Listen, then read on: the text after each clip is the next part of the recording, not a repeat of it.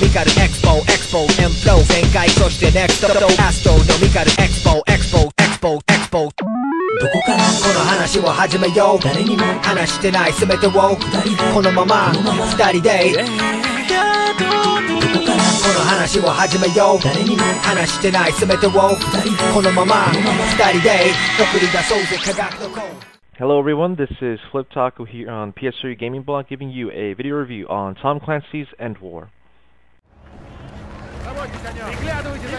At any cost.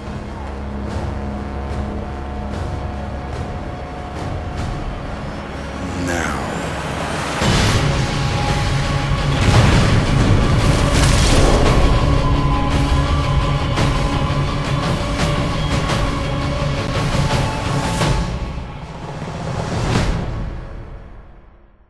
Now, ENDWAR is another real-time strategy title for the console, but amazingly, it does work. Let's get on to the review, shall we? Now, for storyline-wise, not much actually. You basically get to play the preludes and how World War III started, and then you just, you're in World War III. You get to play as one of three nations, either the Joint Strike Force, which is USA, European Federation, obviously Europe, and Russia, Spetsnaz. So. Other than that, there's no real storyline to follow again. Like, it does set up how it started, but not that well. If you're looking for the storyline of the game, which is interesting, pick up the book. It is definitely a good read, and definitely will help fill in the storyline plots that the game has failed to do. Now, as far as gameplay goes, the game is definitely Ubisoft concentrated on the multiplayer side of it. The game can go up to 8 players online, 4v4, or 2v2, or 1-on-1. Another thing to know about the game uses the microphone to play. Majority of the game, you can play the whole game with just using the microphone. It is easy as holding down the R2 button, selecting your units, telling them what to do, and they will do it for you. This does definitely help ease the micromanagement with the game. It does make the game easy and fun to play. Now, there are tons of different maps and varieties to play, and game modes as well, but the main thing that you'll be playing probably is Theater of War. Now, in Theater of War, you get to choose, again, one of 3 nations, and after that, you get to pick your battalion that you want to play as, different battalion with different stats and units, and after that, you get to go into combat. If you win battles, you get to have points, and then you can redeem those points to upgrade your units. It definitely does help distinguish your battalion from the rest with your unique upgrades and all that good stuff. There are some also tactical aids that you can upgrade as well, so definitely the replay value for just even having your own unique battalion is definitely good. Now, again, there are a different variety of game modes to play, but most notably, it'll be Conquest, where you have to take majority of the nodes on the map, and what you do, there's kind of like a ticket system or timer system on the enemy side, and if it goes to 0, they officially lost.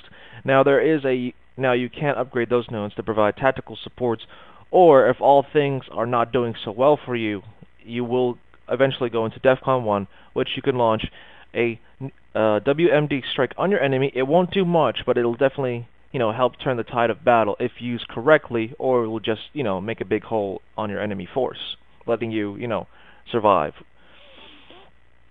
Now, other than that, the online multiplayer does work well. There are some lag issues, as there's tons of units going in crazy but it really depends on who you play. For instance, I was playing a couple of European guys in a 4v4 game, so yeah, there was lag, but overall I did manage to play and we did win. Other than that, in some other games, you'll notice a little lag and frame rate drops, but it doesn't hurt the gameplay experience. It really depends on who you play against and where there are, so that will definitely do the influence of lag. Now, moving on to the graphics, the game does look pretty darn good to the 360 counterpart. I would actually say that it does look alike. So, units are detailed properly with some really cool things if you just zoom in your camera on them. Now, the environments you play in is also detailed with proper signs, streets, buildings, crumbled buildings, fires, cars, and all that good stuff. Definitely the game is detailed to play on in the battlefield, making you, bring you into the atmosphere. Like, this is like an area where you recognize, or this is a city where you fight in, and this is the destruction that comes from it. Sound-wise, their game soundtrack is okay at best. I prefer, just playing my own music during the online multiplayer matches. Voice work is, is good, solid, maybe stereotypical, for the nations and all that good stuff. And sound effects-wise is, pretty good with the sounds and all that stuff. So, not much in the sound department, as I thought. Overall, the game does provide a good multiplayer experience to play. There is a 5 GB download, and the game does support. For 5 GB download, I mean a game install. Now, the game does support trophies as well that you can unlock, which does help the replay value. And overall, it's definitely a must-own for any RTS fan, and definitely newbie-friendly with the mic that you will be using to help control your units out on the battlefield. It does definitely help. It does work, and amazingly, it does make it easy to play. So you gotta buy a microphone when you buy this game. So overall, I am giving Tom Clancy's ENDWAR a solid B. This is Flip Taco here on PS3 Gaming Blog, signing out. Launch kinetic strike. Tom Clancy's ENDWAR. Your voice is the ultimate weapon.